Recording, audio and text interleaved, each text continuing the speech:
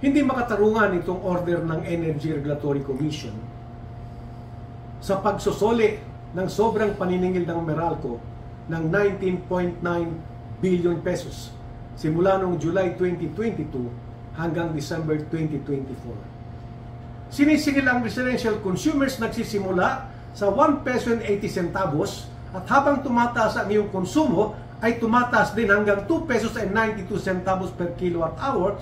Ngunit ang ipinababalik ng Energy Regulatory Commission sa Meralco ay 20 centavos per kilowatt hour lamang.